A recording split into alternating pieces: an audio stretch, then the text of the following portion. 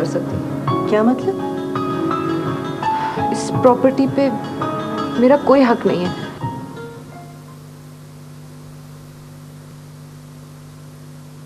अम्मी जरा स्टाइल से बैठे हैं, आप सेलिब्रिटी के साथ बैठी हुई।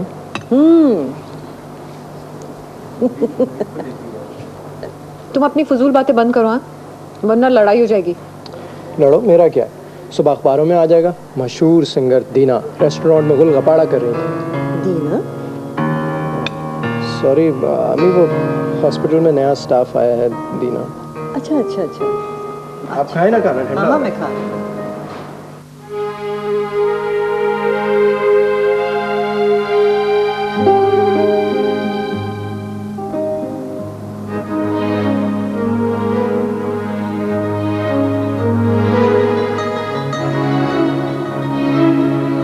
क्या हुआ? खाना कहो ना। कुछ नहीं।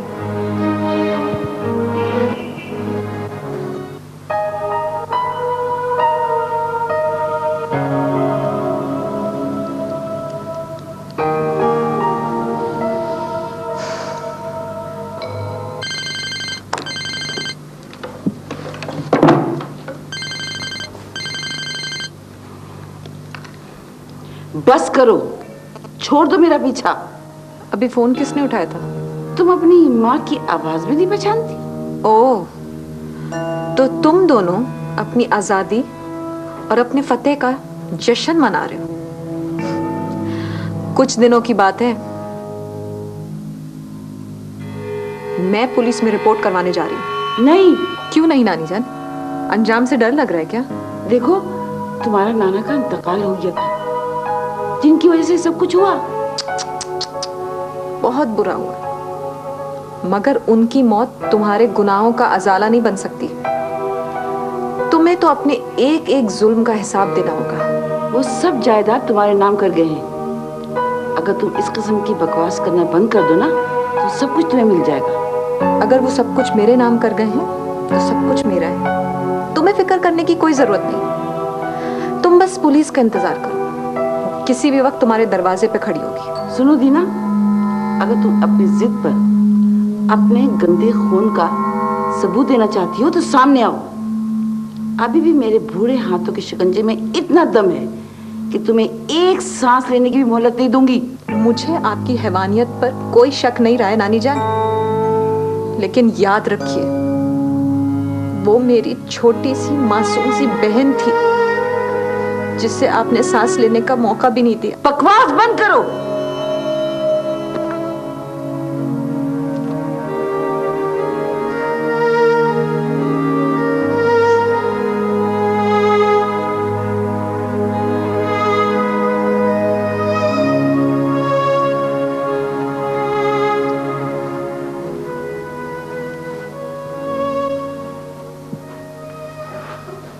तुम्हें रोते हुए देखकर बड़ा अजीब सा लग रहा है। मुझे भी बहुत अजीब सा लग रहा है। दुनिया में मौजूद वाहिद रिश्तों से लड़ रही हूं। तो अपनी किस्मत पे रो रही हो, जंग पे रो रही हो, या अपनी बेबसी पे रो रही हो? कभी कभार नफरत की शिद्दत भी आंखों में जलन पैदा कर देती है। तो बहुत सारा रो लो दीना, हो सकता है तुम्हारी ये जलन खत्म हो जाए और नफरत की आग भी बुझ जाए। नहीं नवीद, ये आग बुझ गई तो जीने का मकसद ही खत्म हो जाएगा। मेरे नाना का इंतकाल हो गया, हसरत रह गई कि उनसे कुछ सवाल पूछूं। अब मैं वक्त जाया नहीं करना चाहती। ऐसा ना हो कि मेरी नानी को भी कुछ हो जाए और मैं।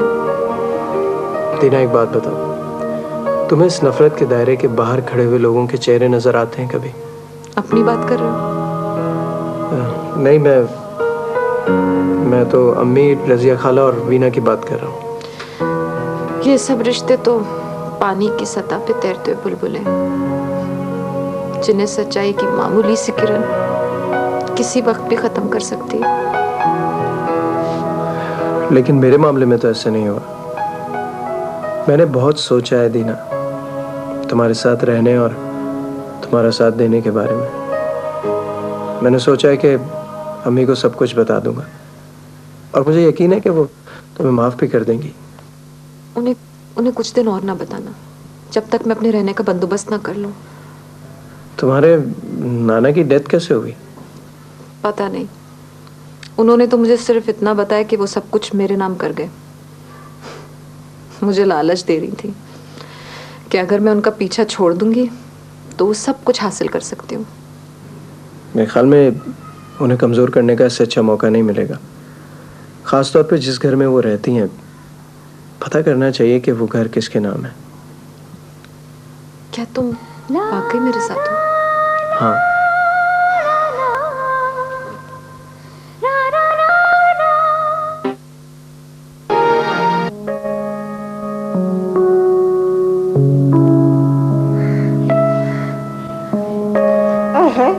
साइमा को टीवी में देखा तो आंखों में अंधेरा छा गया।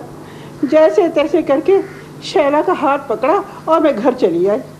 थोड़ा सब्र तो कर लेती ना, आप कहीं जा रही थी ना हम कहीं जा रहे थे। अरे अरे मैं सब्र कैसे कर लेती? खानदान की नाक कट रही हूँ और मैं सब्र करके बैठी रहती? मेरे मरूम भाई की रूह तो तड़प रही होगी, तड़प रही होगी। खैर अब इतना बुरा भी नहीं गाती साइमा फूफी जान। अच्छा गाय या बुरा गाय, अरे खानदान की तो उसने नाक कटवा दी ना। लोग क्या कहेंगे? जावेद ने गाने वाले से शादी की थी। मगर अम्मी वो पहले से थोड़ी गाती हैं, उन्होंने तो अभी गाना शुरू किया है। अरे ये तो और भी बुरा हुआ। लोग कहेंगे ससुराल वाले बहू को नहीं संभाल सके और लगा दिया नौकरी पर। ऐसे आपस की बात है फूफी जान, इस वक्त आपने इंतहाई फजूल किस्म की बात की है। हाँ बेटा हाँ, मुझे तो शुबा था और वो पक्का हो गया। जिस दिन से ये लड़की घर में आई है ना, तुम्हें तो उसने शीशे में उतार रखा है। कहाँ है तुम्हारी माँ? उसके आंखों पे तो शराफत की पट्टी बंधी हुई है। चलो बेटा चले घर चले। अम्मी मुझे साइमा से ऑटोग्राफ तो लेने दें। लानत भेजो उस पे और उसके ऑटोग्राफ पर। किस पे लानत भेजी जा रही है? और सफिया बेगम इस वक्त आप? अरे मैं मुबारकबाद देने आई थी तुम्हारी बहू के लक्ष्मी पे। नाक कटवा दी खानदान की उसने। बस सफिया बेगम, मैंने आज तक आपको किसी बात पर नहीं टोका। अब अगर आपने एक लफ्ज भी मुंह से निकाला ना, तो बहुत बुरा होगा। अरे बुरा? अरे बुरा तो हो गया, इससे ज्यादा बुरा क्या होगा? गाने वाली घर में आ गई है, कल तबले वाले आएंगे और परसों। चली जाइए आप यहाँ से इसी वक्त, और दोबारा इस घर में आने की कोशिश मत कीजिएगा। कहने की जरूरत नहीं है, हम खुद ही जा रहे हैं। अरे अरे हमारे खानदान के मर्द भी गाने वालों के घर में नहीं आते। खड़ी क्यों हैं आप? जाती क्यों नहीं है? जा रही हूँ चलो बेटा चलो आओ। सॉरी मामा जी, हम आइंदा नहीं आएंगे। My God,